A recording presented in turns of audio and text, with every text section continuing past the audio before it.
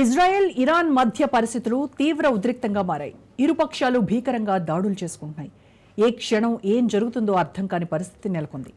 ఇలాంటి సమయంలో అగ్రరాజ్యాధినేత తీరు అందరినీ ఆశ్చర్యానికి గురిచేస్తోంది. కెనడాలో G7 శిఖరాగ్ర సదస్సులో ఉన్న అమెరికా ప్రెసిడెంట్ ట్రంప్ అర్ధాంతరంగా వెళ్లిపోయారు.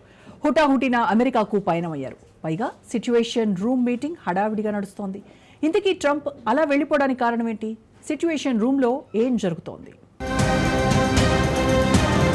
G7 నుంచి అర్ధాంతరంగా వెళ్లిపోయిన ట్రంప్ సిట్యుయేషన్ రూమ్లో హడావిడి సమావేశం. మోడీ రాకముందే సదస్సు నుంచి వెళ్లిపోయిన ట్రంప్. డొనాల్డ్ ట్రంప్ వెళ్లిపోవడంపై పలు ఊహాగానాలు. కెనడాలో జరుగుతున్న G7 సదస్సు నుంచి అమెరికా అధ్యక్షుడు డొనాల్డ్ ట్రంప్ షెడ్యూల్ కంటే ముందుగానే వెళ్లిపోవడం చర్చనీయాంశంగా మారింది. అత్యవసరంగా భద్రతా మండలి సమావేశాన్ని నిర్వహించాలని ఆదేశించారు. వచ్చి రాగానే భద్రతా మండలి సమావేశంలో పాల్గొననున్నట్లు వైట్ హౌజ్ తెలిపింది. ఈ విషయాన్ని వైట్ హౌజ్ మీడియా కార్యదర్శి కెరోలిన్ లీవిట్ వెల్లడించారు. ఈ సమావేశంలో కీలక నిర్ణయాలు తీసుకునే అవకాశం ఉన్నట్టు వార్తలు వినిపిస్తున్నాయి. ట్రంప్ ఉన్నపళంగా వెళ్లిపోవడానికి కారణమేంటన్న దానిపై పలు ఊహాగానాలు వినిపిస్తున్నాయి. అయితే G7 సదస్సులో ట్రంప్ చర్చలు జరిపారని, యూకే ప్రధాని కీర్ స్టామర్తో కీలక ఒప్పందం చేసుకున్నట్టు లివిట్ వెల్లడించారు. పశ్చిమాసియాలో చోటు చేసుకున్న యుద్ధ వాతావరణం నేపథ్యంలో ట్రంప్ అర్ధాంతరంగా పర్యటన ముగించుకుని అమెరికాకు బయలుదేరినట్లు లివిట్ పేర్కొన్నారు. ఇక ట్రంప్ కూడా G7 సభ్య దేశాల నేతలతో గ్రూప్ ఫోటో దిగిన తర్వాత అత్యవసరంగా తిరిగి వెళ్లాల్సి వస్తుందని పేర్కొన్నారు. ఫ్రాన్స్ అధ్యక్షుడు మెక్రాన్ స్పందిస్తూ ట్రంప్ వెనుతిరగడం సరైన నిర్ణయమే అన్నారు. ఇజ్రాయెల్ ఇరాన్ యుద్ధాన్ని ముగించాలని G7 నేతలు పిలుపునిచ్చారు. మరోవైపు అమెరికాకు రాగానే ట్రంప్ కీలక నిర్ణయాలు తీసుకునే అవకాశాలు కనిపిస్తున్నాయి. భద్రతా సలహాదారులతో ఆయన అత్యవసర సమావేశం చేపట్టనున్నారు. ఇక వైట్ హౌస్ సిట్యుయేషన్ రూమ్లో సిద్ధంగా ఉండాలని జాతీయ భద్రతా మండలిని ట్రంప్ ఆదేశించారు. ఇరాన్ ఇజ్రాయెల్ ఉద్రిక్తతలకు సంబంధించి ఆయన కీలక ప్రకటనలు చేసే అవకాశం ఉంది.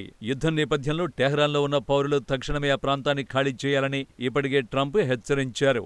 దీన్ని బట్టి చూస్తుంటే ఇరాన్పై దాడులు మరింత తీవ్రమయ్యే సంకేతాలు కనిపిస్తున్నాయి. అవసరమైతే అమెరికా కూడా ప్రత్యక్ష దాడులు జరిపే అవకాశం ఉన్నట్లు తెలుస్తోంది. అమెరికా నేరుగా యుద్ధంలోకి దిగితే పరిణామాలు మరింత ఉద్రిక్తతకు దారితీసే అవకాశం ఉందని పలువురు అభిప్రాయపడుతున్నారు. ఇరాన్లోని ఫార్దో అణు కేంద్రంలో యురేనియంను 60% పైగా శుద్ధి చేయగలరు. ఇది అణుబాంబులు తయారు చేయడానికి అవసరమైన దానికి చాలా సమీపంలో ఉన్నట్టే లెక్క. 2023లో అంతర్జాతీయ అణుశక్తి సంస్థ ఈ కేంద్రంలో 83.7% శుద్ధి చేసిన యురేనియంను గుర్తించింది. అణుబాంబుకు అవసరమైన 90%కి ఇది చాలా దగ్గరగా ఉంది. ఫార్దో కేంద్రాన్ని ఓ పర్వతం లోపల సొరంగాలు నిర్మించారు. ఇక్కడ 3000 సెంటిఫీజులు ఉన్నట్లు అంచనా. దీనిని సాధారణ బాంబులు ధ్వంసం చేయలేవు. ఇరాన్ నుంచి అణుబాంబు తయారీని దూరం చేయాలంటే దీనిని ధ్వంసం చేయడం అమెరికా ఇజ్రాయెళ్లకు చాలా ముఖ్యం. ఇరాన్ ఇజ్రాయెల్ మధ్య కాల్పుల విరమణ గురించి చర్చించేందుకే ట్రంప్ G7 మీటింగ్ నుంచి అకస్మాత్తుగా వెళ్లిపోయారని ఫ్రెంచ్ అధ్యక్షుడు ఇమాన్యుయల్ మ్యాక్రాన్ చెప్పారు. ట్రంప్ ఈ సదస్సు నుంచి ముందుగా వెళ్లడం ఒక సానుకూల పరిణామం. కాల్పుల విరమణపై చర్చలకు ఒక ఆహ్వానం అందింది. దీని ద్వారా విస్తృత చర్చలకు మార్గం సుగమమవుతుందని వ్యాఖ్యానించారు. మ్యాక్రాన్ ప్రకటనను ట్రంప్ తోసిపుచ్చారు. తాను G7 సదస్సు నుంచి తొందరగా వెళ్లిపోవడానికి ఇజ్రాయెల్ ఇరాన్ మధ్య కాల్పుల విరమణ గురించి చర్చించడానికి కాదని, వేరే పని మీద త్వరగా వెళ్లిపోవలసి వచ్చిందని క్లారిటీ ఇచ్చాడు. కాల్పుల విరమణతో తనకు ఎటువంటి సంబంధం లేదని తేల్చి చెప్పాడు. ఎప్పుడూ పబ్లిసిటీ కోరుకునే ఫ్రెంచ్ అధ్యక్షుడు ఇమాన్యుయల్ మ్యాక్రాన్ ప్రతి విషయాన్ని తప్పుగానే అర్థం చేసుకుంటాడని విమర్శించారు. తాను వెళ్లిపోవడానికి అసలు కారణమేంటో అతడికి తెలియదని, తాను వెళ్లడానికి ఇజ్రాయెల్ ఇరాన్ మధ్య కాల్పుల విరమణ గురించి చర్చించడానికి కాదు, అంతకంటే పెద్ద పని మీద వెళ్లానని ట్రంప్ వివరణ ఇచ్చాడు. మధ్యప్రాచ్యంలో పెరుగుతున్న సంక్షోభం వల్లే G7 సమిట్ నుంచి ట్రంప్ త్వరగా తిరిగి రావడానికి కారణమని వైట్ హౌజ్ వెల్లడించింది. కాగా కెనడాలో జరుగుతున్న G7 సదస్సులో పాల్గొనేందుకు ప్రధాని నరేంద్ర మోడీ వెళ్లారు. 10 ఏళ్ల తర్వాత ఆయన కెనడాలో పర్యటించడం ఇదే తొలిసారి. అయితే మోడీ రాకముందే అమెరికా అధ్యక్షుడు ట్రంప్ సదస్సు నుంచి అర్ధాంతరంగా నిష్క్రమించారు. ఇదిలా ఉండగా ఖలిస్తానీ ఉగ్రవాది నిజ్జర్ హత్య తర్వాత మోడీ కెనడాలో అడుగుపెట్టడం ప్రాధాన్యతను సంతరించుకుంది. ఈ పర్యటన ఇరు దేశాల సంబంధాల పునరుద్ధరణకు దోహదపడుతుందని భావిస్తున్నారు. మరోవైపు ఇజ్రాయెల్ ఇరాన్ యుద్ధం రోజురోజుకు తీవ్రమవుతోంది. జూన్ 2023లో ఖాళిస్తానీ హర్దీప్ సింగ్ నిజ్జర్ హత్య తర్వాత తొలిసారిగా భారత ప్రధాని నరేంద్ర మోడీ కెనడాలో అడుగుపెట్టారు. ఇది ప్రపంచ రాజకీయాల్లోనూ భారత కెనడా సంబంధాల పునర్నిర్మాణ ప్రయత్నాల్లోనూ కీలకంగా మారింది.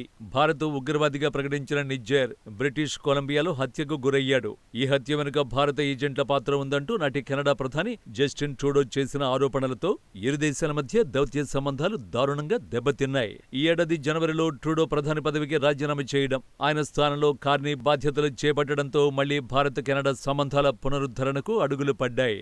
ఈ క్రమంలోనే మోడీని కార్నీ G7 సదస్సుకు ఆహ్వానించారు.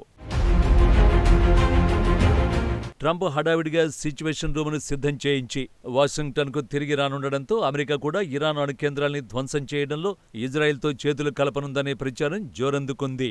ఇందుకోసం దాదాపు 20 అడుగుల పొడవుండే GBU-57 అనే భారీ బంక బస్టో బాంబును వాడాల్సిందే. ఇది సుమారు 13,600 కిలోల బరువు ఉంటుంది. దీనిని కేవలం అమెరికాకు తురుపు ముక్కైన B-2 స్పిరిట్ బాంబర్లు మాత్రమే ప్రయోగించగలవు. కొన్ని నెలల క్రితమే ఈ రకానికి చెందిన దాదాపు 5 యుద్ధ విమానాల్ని పశ్చిమాసియా సమీపంలోని డియాగో గార్షియా బేస్ కు చేర్చింది. దీనికి తోడు రీఫ్యూలింగ్ ట్యాంకర్లు, ఇతర యుద్ధ విమానాలు, ఆయుధాలను అమెరికా పశ్చిమాసియాకు తరలిస్తోంది. ఆ దేశ విమానవాహక నౌక USS నిమిట్జ్ కూడా ఇప్పటికే ఈ దిశగా బయలుదేరింది. ఓ పోర్టు విజిట్ ను కూడా రద్దు చేసుకుని ఇది పశ్చిమాసియాకు ప్రయాణం కట్టడం గమనార్హం. దీంతో పాటు డెస్ట్రాయర్లు, ఇతర సహాయక నౌకలు వస్తున్నాయి. బ్రిటన్ కూడా తన ఫైటర్ జెట్లను మోహరిస్తూ ఉండడం టెన్షన్ పెంచుతోంది. అమెరికా కూడా ఇజ్రాయెల్తో కలిసి యుద్ధం చేస్తుందన్న ప్రచారంపై ప్రముఖ వ్యాఖ్యాత టకర్ కార్ల్సన్ ట్రంప్ ను విమర్శించారు. దీనికి అమెరికా అధ్యక్షుడు తనదైన శైలిలో స్పందిస్తూ ఇరాన్ వద్ద అణ్వాయుధం ఉండకూడదు అన్న విషయాన్ని ఎవరైనా టకర్ కార్ల్సన్ కు వివరించండి అని వెటకారంగా చెప్పడం గమనార్హం. దీంతో పాటు సోషల్ మీడియా పోస్టులో కూడా ఇరాన్ కు అణ్వాయుధం అందదు అని ట్రంప్ తేల్చి చెప్పారు. దీంతో ఆ దేశ అణు కేంద్రాలపై అమెరికా దాడి జరపొచ్చనే ప్రచారానికి బలం చేకూరుతోంది. మరి చూడాలి తరువాతి పరిణామాలు ఎలా ఉంటాయో.